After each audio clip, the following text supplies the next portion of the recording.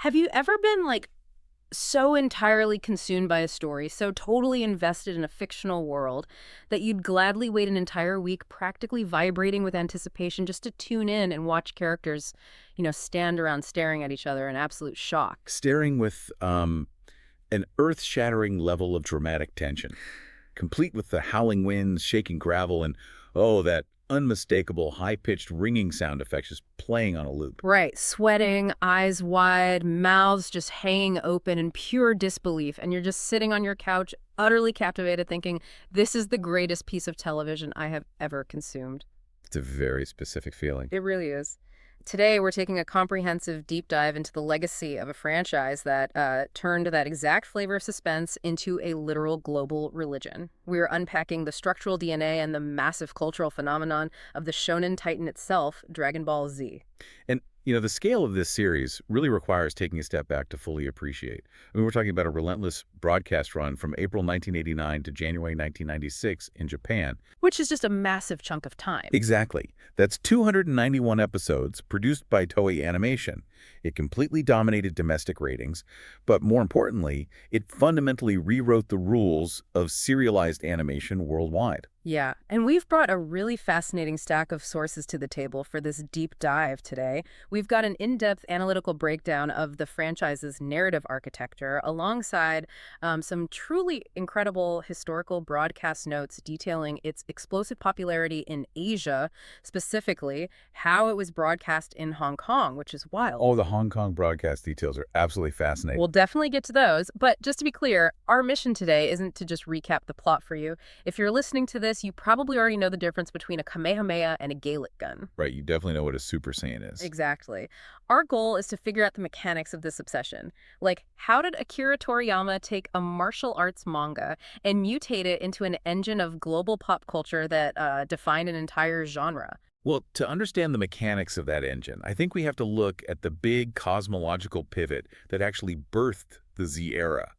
Because, it represents one of the most audacious genre shifts in long-running fiction. Okay, let's unpack this because the sources make a really brilliant point here. The original Dragon Ball, the first massive chunk of this sprawling story, was deeply grounded in classical mythology. Very deeply. Yeah, it was heavily, almost explicitly, based on the classic Chinese legend or Journey to the West. You had the magical Monkey King analog, the flying Nimbus cloud, all those mystical elements, and the talking animal sidekicks. It operated on very soft magic systems. Yeah. It was this world where supernatural martial arts, demons, and, magical wish-granting orbs existed in this sort of mythical harmony. Yeah, a really whimsical, folklore-driven adventure, and the stakes were super localized, like winning a martial arts tournament or stopping a comical animal dictator. But then Toriyama initiates a 5-year time jump and just effectively rips the mystical rug right out from under the audience. It's like taking a classical fairy tale and suddenly deciding the main character is actually an alien from space. Suddenly, we aren't reading a Chinese legend anymore. We are thrust into this hard-edged, intergalactic sci-fi survival epic with an adult Goku who now has a son, Gohan. What's fascinating here is the revelation of Goku's true heritage. He isn't just a powerful martial artist with a tail. He's a Saiyan. Right. An alien warrior from a decimated planet. And that fundamentally alters the physical laws of the narrative universe. It reframes his superhuman strength from a mythical quirk into a biological, extraterrestrial reality. I always found that pivot so crazy because it's completely unsentimental. Toriyama doesn't, ease you into the cosmos. He just drops Goku's ruthless brother Raditz out of the sky in a space pod. Boom, right into the story. Exactly. And he reveals the protagonist is actually part of this planet-conquering race. Suddenly the threats aren't rival dojos anymore, they're genetically superior alien warlords. But my question, looking at the analytical sources, is about the sustainability of that shift. How do you mean? Well, by making the threats cosmic, you inherently break the ceiling on power scaling. Like when you introduce antagonists who can casually vaporize a planet with a flick of their wrist early on, how do you keep the tension going for almost 300 episodes without the audience getting completely bored? That is the defining challenge of the battle shonen genre, right? Which, honestly, this series basically invented. If your characters are blowing up planets by episode 50, you really do paint yourself into a narrative corner. Because you can't just have them blow up a bigger planet to raise the stakes. That just becomes visual noise, The audience goes numb to sheer destruction. Exactly. which is why the narrative engine had to shift its focus from external destruction to internal limitation. The analytical breakdown in our sources argues that Toriyama solved the power scaling problem by introducing quantifiable metrics. Oh, you mean the scouters? Yes, those little earpiece devices. Yeah. They calculated numerical power levels. It gave the audience a literal number. Right, it turned the abstract concept of strength into cold, hard mathematics. Doing so provided this massive psychological benefit to the narrative. By establishing that the villain mathematically outclasses the hero by, say, tens of thousands of units, the tension is no longer about the size of the explosion. It becomes about the gap in the numbers. Precisely. The tension becomes, how does the hero break the math? It's a cycle where heroes face increasingly powerful villains, trained to surpass their limits and then achieve dramatic transformations. That makes perfect sense. The conflict becomes deeply personal. It's about facing an impossible physical threshold, realizing that training alone isn't going to cut it, and having to undergo a profound, often traumatic psychological break to access a new biological state. The iconic Super Saiyan transformation during the Frieza battle on planet Namek is the definitive textbook example of this mechanism. Oh, absolutely. The physical change, the glowing golden aura, the hair standing up, it's merely a visual shorthand for a character who has been pushed past the absolute limits of grief and rage. And that visual shorthand is what made the escalation so intensely addictive for the audience. Reading through these structural breakdowns, it's like watching a character hit the ultimate runner's high, but with glowing hair and planet-shaking consequences. It's very cathartic. It really is. You're watching characters claw their way to the next version of themselves. But I'd actually argue the villains are the ones doing the heavy lifting and maintaining that formula across the 4 major sagas. The Saiyan Saga, Frieza Saga, Cell Saga, and Majin Buu Saga. The antagonists force different types of evolutionary pressure, certainly. Take Prince Vegeta, for instance. The sources highlight him for a very good reason. Yeah, he isn't just a physical obstacle. He represents the ideological opposite of Goku. Right. He forces the heroes to grapple with the dark, imperialistic reality of the Saiyan race.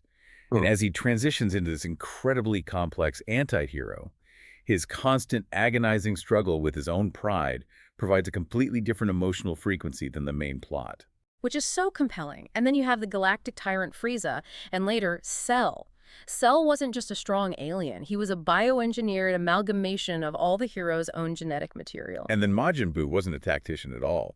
He was an ancient, unpredictable force of chaotic magic, which kind of forced the narrative back toward its mystical roots. Yeah, each major saga required the heroes to adapt not just their physical strength, but their fundamental approach to combat. And that continuous, agonizing pressure cooker of anticipation, waiting for the characters to finally adapt and break their limits, it created an absolute frenzy among viewers. A total frenzy. Which brings us to the historical broadcast notes from Asia, specifically Hong Kong. Here's where it gets really interesting. I have to say, reading through these logs completely rewired my understanding of how audiences consumed media back in the 90s. Oh, the viewing environment described in those documents is almost unimaginable by today's standards of, immediate on-demand content delivery. Oh. It is objectively hilarious, but also deeply revealing. Let me just paint the picture for you, the listener, based on these historical notes. Imagine you are a kid in Hong Kong. This series is the hottest thing on the planet. Everyone is talking about it. Exactly. You have waited 24 hours for the next episode. You tune in, the opening theme plays, and then the first 3 to 4 minutes of a 20-minute broadcast is just a direct revision of the previous episode. Not a quick, stylized previously on montage, but literally a frame-by-frame recycling of the exact footage you already watched yesterday. Yes. I mean, taking up almost 20% of the daily runtime before a single new frame of animation is even shown on the screen. It's a huge chunk of time. But the pacing of the new content is where it gets truly surreal. The notes detail these legendary extended fighting scenes, and I say fighting in air quotes because frequently no physical contact was actually happening. The source material explicitly charts the duration of these sequences, highlighting moments where the tension is stretched to the point of structural absurdity. Oh. There are logs here noting that you would have episodes where characters are just standing across wasteland from each other. The camera cuts to Goku. His mouth is hanging open in a shocked face. Right. The camera cuts to the villain. Shocked face. The camera slowly pans across a crater. We cut to a supporting character floating in the sky watching them. shocked face, sweat dripping down their cheek. Just endless reaction shots. Exactly. This cycle of open-mouthed static shock could last for over a full minute, multiple times an episode without a single punch being thrown. From a modern analytical standpoint, this sounds like a critical pacing failure. I mean, today's streaming audiences would abandon a show with that level of glacial plot progression in a heartbeat. Oh, the fast-forward button would be working overtime. But the fans in Hong Kong and across the region weren't tuning out. They were rabid. They were completely glued to the screen, desperate to chase the plot. That's the paradox of it. Right. The question is, why? If you are watching 3 minutes of yesterday's episode and 2 minutes of people just staring at each other in pure shock, why is it the most popular show on television? If we connect this to the bigger picture, it's because the suspense had effectively become the primary product. The world building, the character investments, the integration of those numerical power levels, they were all so strong that the mere promise of a fight was enough. The anticipation was doing the work that the animation budget simply couldn't do. Precisely. It was a psychological masterclass in delayed gratification. Toriyama and the animation directors trained the audience to understand that these static moments of shocked faces and howling wind, there was the necessary pressure building inside a boiler. Yeah, they were winding up the rubber band. Exactly. The fans were eager to chase the plot because they knew, fundamentally, that when the pressure finally broke, the narrative payoff would be seismic. It wasn't just about the animation, it was about the suspense. They were participating in the tension. It's almost like a shared cultural endurance test. You sit through the stare-downs because you know you have to earn the transformation. And that undeniable magnetism, the ability to hold an audience hostage with pure anticipation, it completely transcended language barriers and pacing issues. It really did. And that is the exact same force that allowed the franchise to cross the Pacific, conquer the West, and become a permanent pop culture fixture. Oh, absolutely. The transition into Western markets in the late 90s and early 2000s, primarily through television blocks like Cartoon Network's Toonami, established the visual and narrative vocabulary for an entire generation's understanding of anime. The analytical sources refer to it as forming the big three of global anime penetration, alongside Pokemon and Sailor Moon. But Dragon Ball Z was the one that codified the action tropes. It set the standard for the entire genre. Right, like the multi-episode power-up sequences or the beam struggles where two characters fire energy blasts that collide in the center of the screen, pushing back and forth. These are structural staples now. You literally can't watch a modern action series without seeing its DNA. And what's perhaps most impressive is its longevity. The franchise never really stopped. The cultural consciousness never truly let it go, which culminated in the 2015 launch of Dragon Ball Super. Yeah, bringing creator Akira Toriyama's direct involvement back to the forefront. Exactly. It introduced entirely new cosmological tiers, gods of destruction, alternate universes, forms like Ultra Instinct, and proved the formula still works beautifully today. It's a massive merchandising empire now. But I really want to pivot to the final source in our stack today because it highlights an unexpected modern utility for the series that absolutely blew my mind. Oh, you mean the application of the series as a highly effective tool for English language learners? Yes. Who would have ever hypothesized that a localized dub of a Japanese show about alien martial artists screaming at each other would become a premier educational tool for ESL students? It sounds absurd on its face. It does seem counterintuitive. Until you analyze the specific linguistics of the localization scripts. The sources point out that the dialogue in the series relies on a stark, easily identifiable contrast in registers. Elaborate on that a bit, because the contrast is what the researchers found so valuable, right? Right. So on one end of the spectrum, you have the highly theatrical, melodramatic monologues. You have villains threatening to disintegrate the cosmos and anti-heroes like Vegeta delivering these almost Shakespearean soliloquies about royal pride, internal torment, and vengeance. It's incredibly dramatic, heightened English. Yes, and this exposes a language learner to a rich, complex vocabulary of conflict, abstract concepts, and high-stakes negotiation. But then juxtaposed immediately against that, you have Goku. Exactly. The protagonist, who famously speaks in an incredibly casual, relaxed, everyday vernacular. He's informal, often naive, asking about food, or casually greeting tyrannical space emperors with very simple colloquial phrasing. The sources note that this spectrum, from the hyper-formal to the ultra-casual, gives language learners a massive breadth of vocabulary wrapped in a highly emotional package. The emotional packaging is absolutely key here. Yeah, the research suggests that because the stakes are so ridiculously high and the viewers are so deeply invested in the outcome of these battles, the brain retains the vocabulary much more effectively. Linguists call it lowering the affective filter. The emotional barrier that often hinders language acquisition is completely bypassed by the sheer passion the audience has for the narrative. Wow. You want to understand the grammar of Vegeta's monologue because you care desperately about whether he is going to survive the encounter. You are learning the English words for pride, transcendence, and destruction because they are tied to a massive rush of adrenaline. It's a phenomenal, completely unintended consequence of the show's localization. So what does this all mean? When you step back and look at the entire trajectory we've discussed today, it is staggering. We're talking about a journey that began by adapting a classical Chinese myth about a monkey king and systematically mutated into a sci-fi battle epic that mathematically quantified its own stakes. It is a remarkable evolution for a single intellectual property.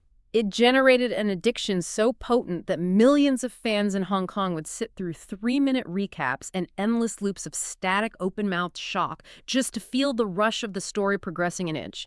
And decades later, it serves as an adrenaline-fueled masterclass for global language comprehension. It has cemented itself not just as a television show, but as a shared foundational text for modern global pop culture.